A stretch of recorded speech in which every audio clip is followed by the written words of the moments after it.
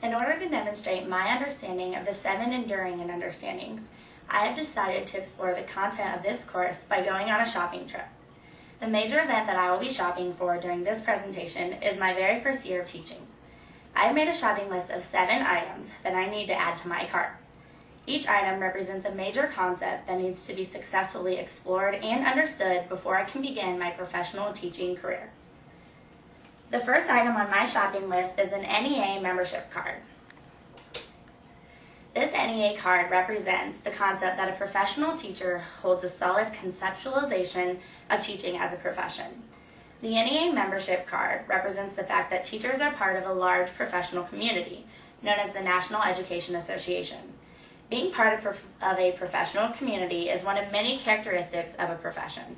According to Donald A. Myers, a profession has the following characteristics: knowledge based on scientific theory, service orientation, function, standards of education and training, long adult socialization period, licensure, licensing and admission boards, legislation, income, power, prestige ranking, lay evaluation, controls, norms, identification, and affiliation with the profession, as well as a lifelong occupation.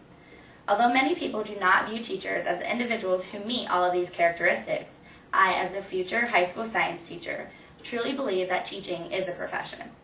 Teachers are individuals who spend countless hours and years gaining knowledge based on scientific theory and working towards and receiving proper licensure and training.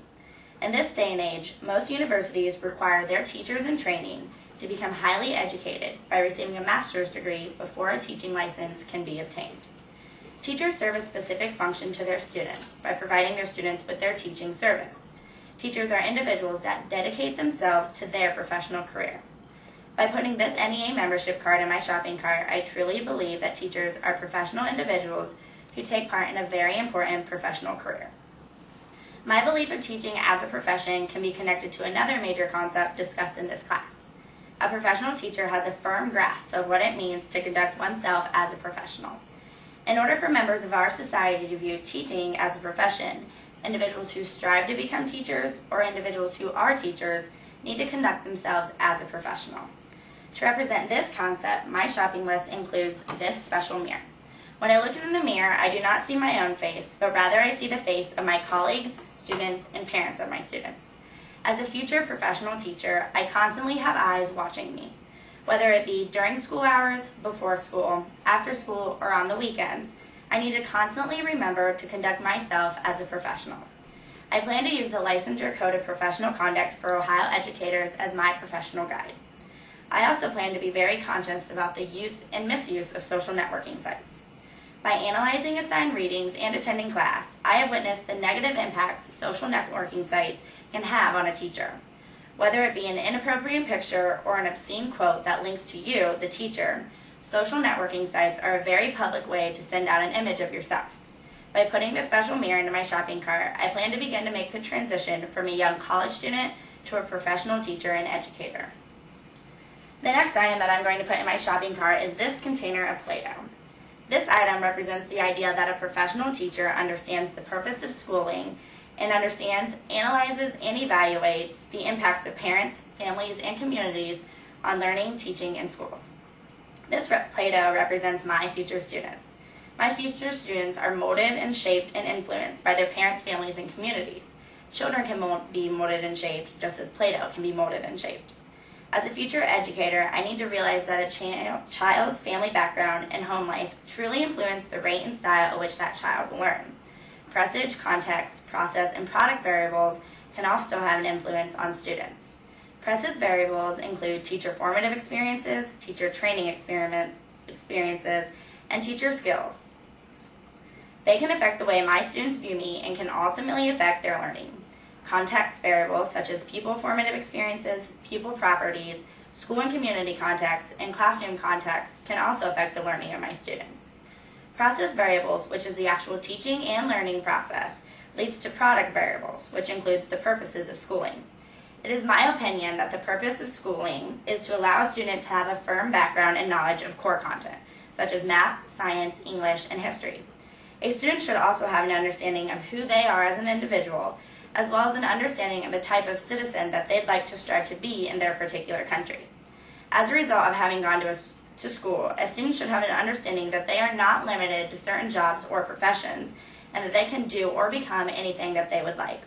By putting this Play-Doh into my shopping cart, I understand that I, as well as parents, families, and communities, have the ability to mold and shape a child's mind. The concept that parents, families, and communities have an impact on a child's learning can be connected to another major concept discussed in this class. In order to enable parents, families, communities, and teachers to positively affect a student's learning, synergistic relationships need to take place. To represent this concept that a professional teacher analyzes, builds, and evaluates synergistic relationships, I am putting this teamwork photo into my shopping cart. Synergistic relationships can be viewed as a teamwork process. As a future teacher, I will need to form synergistic relationships with not only my students, but also the parents of my students, as well as my fellow teaching staff, including teachers and principals. The synergistic relationship that I form with my students needs to be appropriate and beneficial. Through discussions with current and past teachers, I have found that as a future high school teacher, a relationship where the teacher finds common ground with the students without acting too much like a teenager themselves is the most beneficial teacher-student synergistic relationship to have. I also want to form synergistic relationships with the parents of my students. I hope to make use of parent-teacher conferences as well as having interactions with my school's PTA. By forming relationships with the parents of my students, I hope to enable the parents to take an active interest in their school lives of their children. It is also very important to form academic and social relationships with fellow teachers and faculty members. By having an academic relationship with fellow teachers, I will be able to learn and grow as a teacher not only through my own experiences, but also through the experiences and trials and errors of fellow teachers. I also think it is important to form social relationships with fellow teachers in order to enable yourself to have someone to talk to and help keep your sanity during those days that do not go quite as planned. The formation of synergistic relationships can be connected to another major concept discussed in this class. By having a working relationship and learning and sharing from one another, teachers can use synergistic relationships to accurately reflect upon their own teaching as well as the teaching of others. A professional teacher uses productive reflection to improve the condition of schools in his or her own profession practice.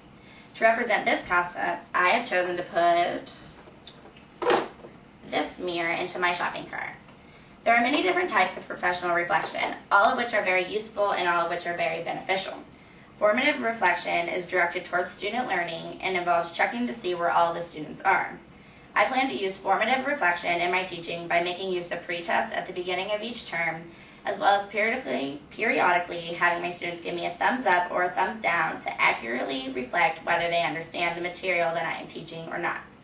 Summative reflection is used at the end of a concept or a unit. I plan to use summative reflection in my teaching by making use of final projects, portfolios, chapter tests, and chapter labs. Reflection can also be described as reflection in action and reflection on action. Reflection in action is for student learning and understanding and is done while you are teaching. Reflection on action is also directed for student learning and understanding and is done before or after the teaching process. By putting this mirror into my shopping cart, I plan to reflect upon my own teaching as well as the teaching of others. I hope to provide my students with the best understanding of the content of which I am teaching and become the best possible teacher that I can be. The concept of professional reflection can be linked to another major idea discussed in this class. Many different types of reflection can be used to benefit student learning. Reflection can make use of data collection methods. By collecting and analyzing data, a teacher is able to reflect upon what they have learned and use the data to better their teaching styles. The next item that I am going to put in my shopping cart is this calculator, which represents the idea that a professional teacher gathers and uses data to make decisions for the purpose of improving learning, teaching, and schools. Data-driven decision-making, known as DDDM, is a system of teaching and management practices that gets better information about students into the hands of classroom teachers. As a future teacher, I may choose to take the data-driven route and form SMART goals to research, strive towards, and achieve. When I make these goals, I need to make sure that each goal has the following 6 components. A SMART goal has a measurable baseline, measurable target, specific time frame, specificity about what is being assessed, specificity about the method of assessment, and focus areas that guide future action needed to reach the target goal. When I collect data as a teacher, I need to remember to be extremely thorough and extremely complete.